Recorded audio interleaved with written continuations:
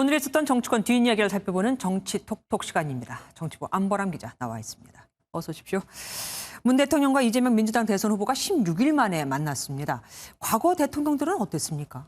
네, 현직 대통령이 여당 대선 후보를 청와대로 처음 부른 건 2002년 당시 김대중 대통령 때였습니다. 네. 후보 선출 이틀 만에 노무현 새천년 민주당 대선 후보와 당 지도부를 청와대로 초청한 건데요. 하지만 노 대통령은 2007년 정동영 대통합 민주신당 후보가 확정됐을 때 10여 분간 전화통화만 했을 뿐 따로 만나진 않았습니다. 2012년 9월 이명박 당시 대통령도 박근혜 새누리당 대선 후보를 13일 만에 청와대로 불렀습니다.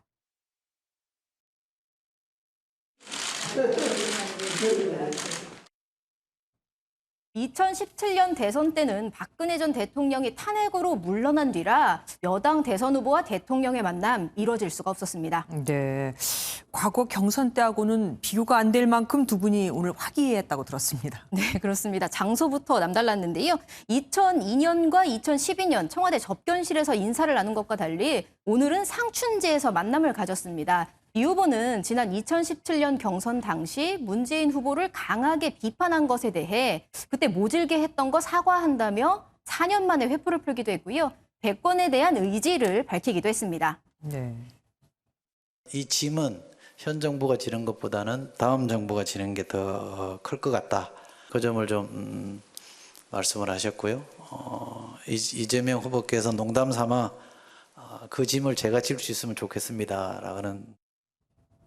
면담에 앞서선 문 대통령도 문밖까지 마중을 나와서 반가움을 표시했는데요. 이재명 후보는 상춘제엔 처음 와본다. 건물도 참 예쁘다라면서 이런 얘기를 했습니다. 백성도 특이하게 예쁜데 심은 사람이 좀 특이한 분이시거든요. 특이한 사람이라고요? 뭐 심은 사람이 누구길래 그런 겁니까? 바로 전두환 씨입니다.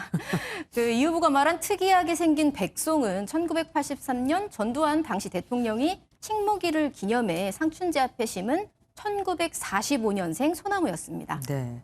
국민의힘으로 가보죠. 윤석열 후보와 홍준표 후보 아주 치열한 경쟁을 벌이고 있는데 그런데 당심과 민심이 다르다는 얘기가 들립니다. 이거는 왜 그렇습니까? 네, 일단 최근 발표된 여론조사를 보면 국민의힘 홍준표 대선 경선 후보가 윤석열 후보를 누르고 있습니다. 네. 이재명 후보와의 가상 양자 대결에서 격차를 벌리면서 우위를 보이는 건데요. 그런데 정작 당 내부에서는 윤석열 후보에 대한 지지 선언이 잇따르고 있습니다. 예. 며칠 전 김태우 의원 합류에 이어서 오늘은 삼선의 이채익 의원과 박대수, 박성민 등 7명의 초선 의원이 지지를 선언했습니다.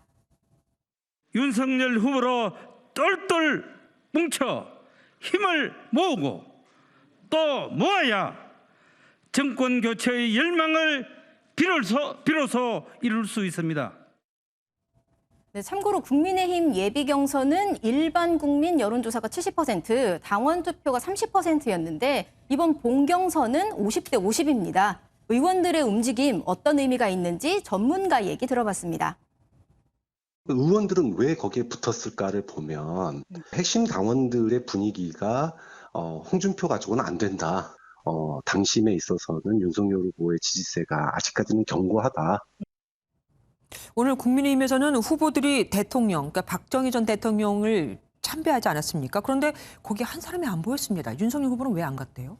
네, 박정희 전 대통령 서거일을 맞아 홍준표, 유승민, 원희룡 세 후보가 아침 일찍 참배에 나섰는데 윤석열 후보는 주호영 의원, 정진석 국회부의장과 오후에 따로 현충원을 찾았습니다. 개선 주자들이 경선의 막바지에 다양한 일정이 있기 때문에 일정 조정이 어려운 경우도 있을 것이다 이렇게 판단하고. 윤 후보 측 역시 지나치게 촉박하게 일정을 전달받았다. 그래서 못 갔다 이런 입장을 밝혔는데요. 일각에서는 광주를 방문하려고 일정을 잡아놨었기 때문에 불참했는데 결국 무산되면서 광주도 못 가고 참배도 따로 한 것이다. 이런 관측이 나왔습니다. 아, 그러고 보니까 노태우 전 대통령이 박정희 전 대통령하고 같은 날짜에 돌아가셨네요. 지금까지 정치부 안보람 기자와 함께했습니다.